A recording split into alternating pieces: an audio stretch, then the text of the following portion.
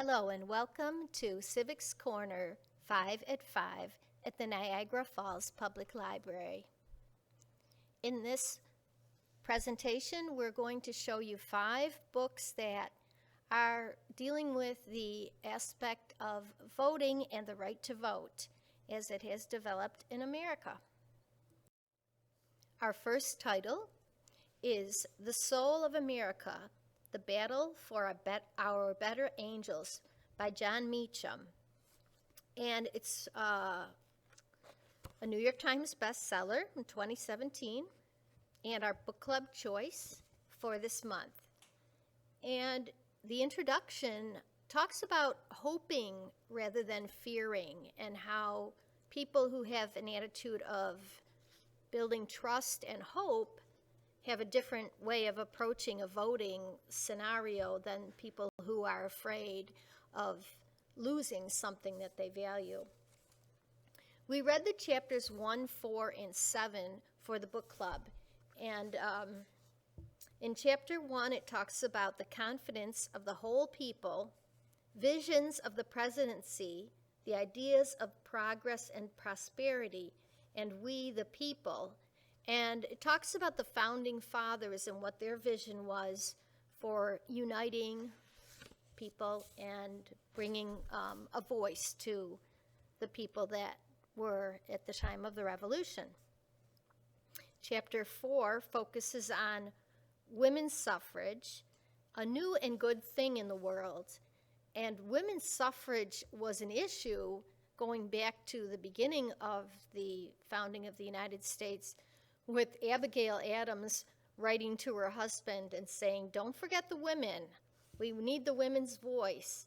But it took over 100 years for that to become realized in the United States. And the same issues were going on in Britain.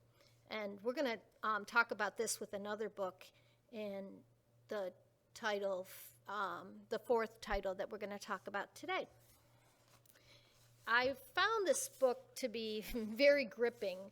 I didn't expect to be so taken with the story of history. I thought it would be a dry read. It is not a dry read at all.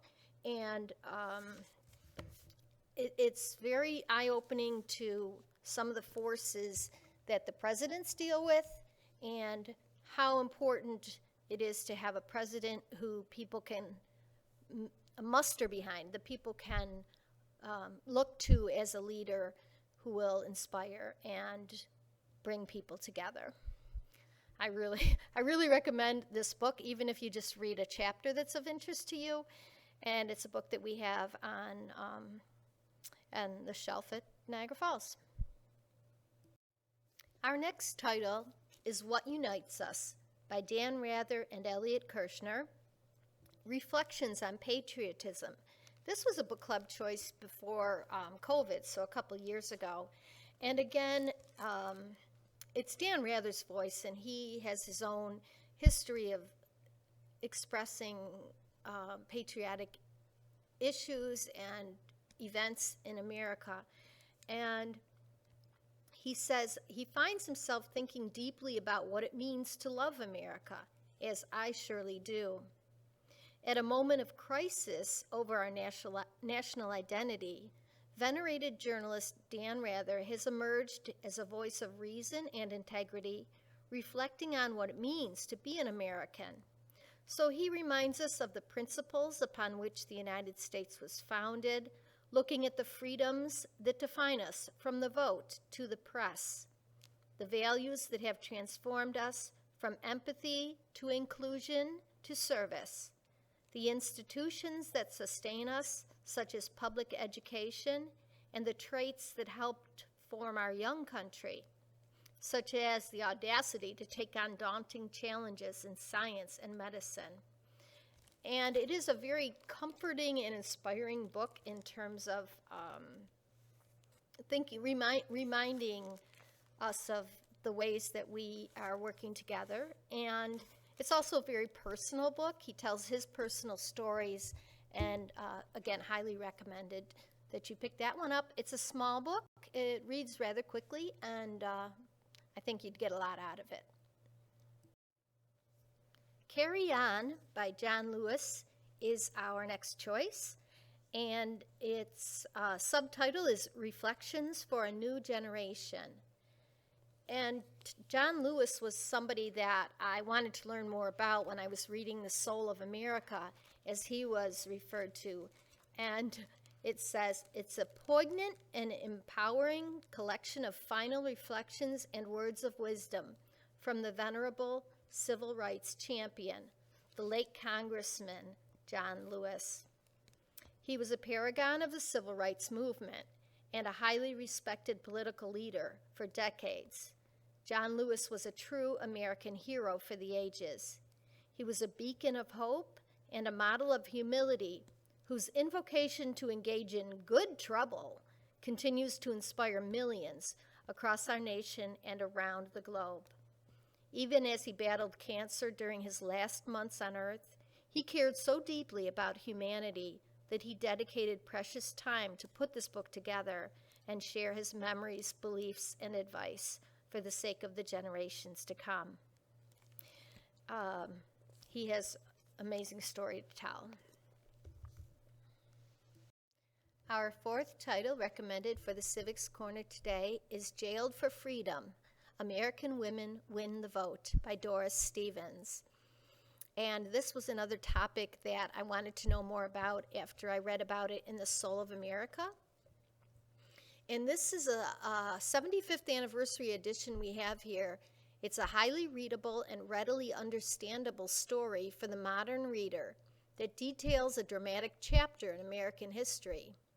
It's a clear, concise version retaining in vivid detail the dramatic, sometimes chilling events that continue to have an impact on women's lives today. It brings to us the verve and spirit of this extraordinary assemblage of women with the freshness of a contemporary newspaper account.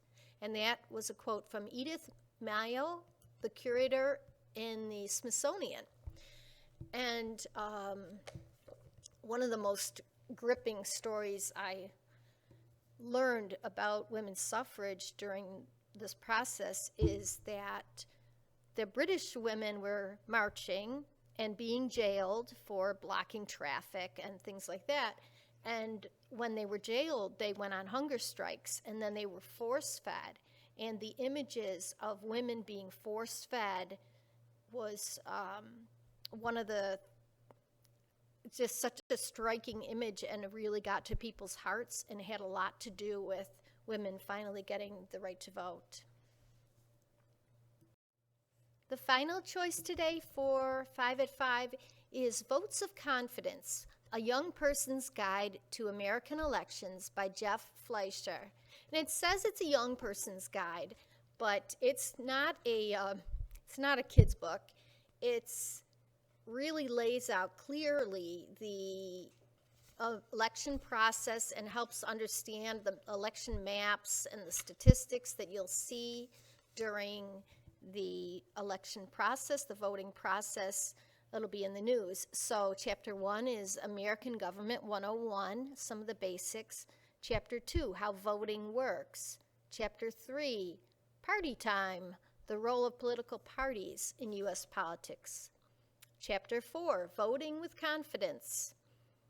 Chapter 5, What's Going On, more about elections, and it recommends more ways to get involved in grassroots and political activity in your area and in your country.